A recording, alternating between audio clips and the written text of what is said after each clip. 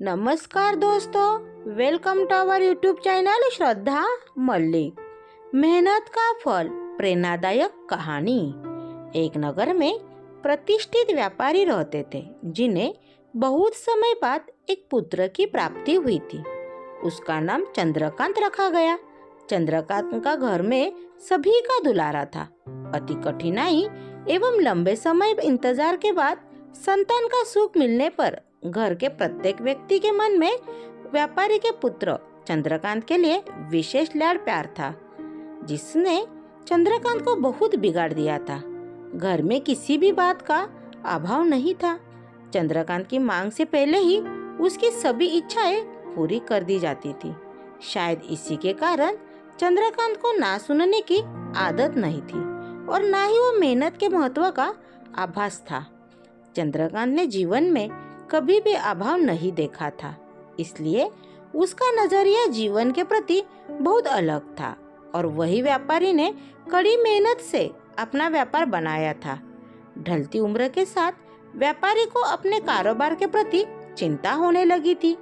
व्यापारी को चंद्रकांत के व्यवहार से प्रत्यक्ष था कि उसके पुत्र को मेहनत के फल का महत्व नहीं पता।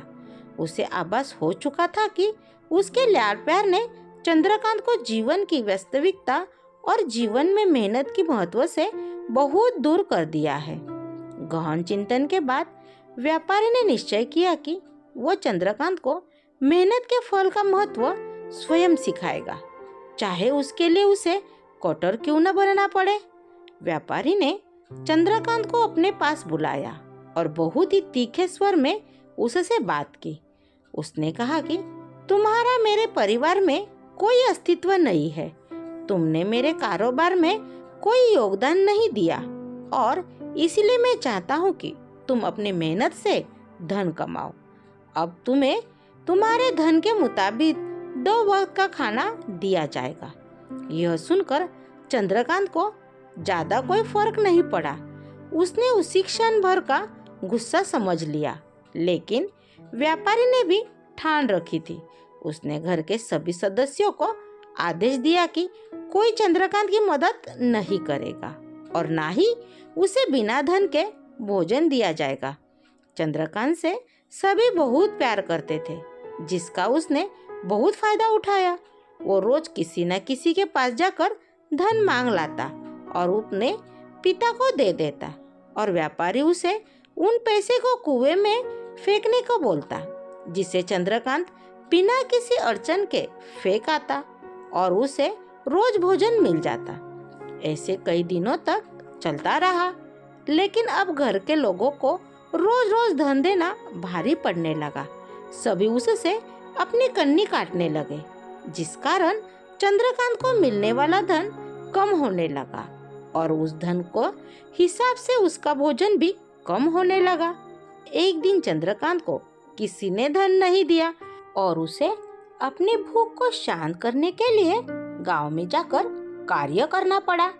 उस दिन वो बहुत देर से थका हारा व्यापारी के पास पहुंचा और धन देकर भोजन मांगा।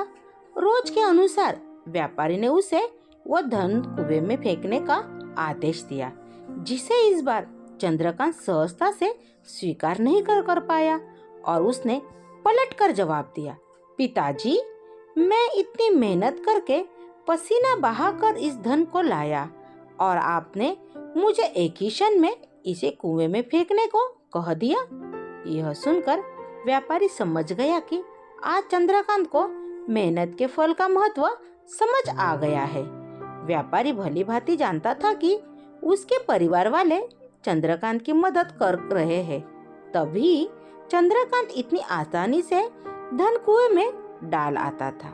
लेकिन उसे पता था कि एक न एक दिन सभी परिवारजन चंद्रकांत से कन्नी काट लेंगे। उस दिन चंद्रकांत के पास कोई विकल्प शेष नहीं होगा। व्यापारी ने चंद्रकांत को गले लगा लिया और अपना सारा कारोबार उसे सौंप दिया। Thank you. कहानी को लाइक कीजिए, कमेंट कर दीजिए। नई नई कहानी सुनने के लिए चैनल को सब्सक्राइब कीजिए।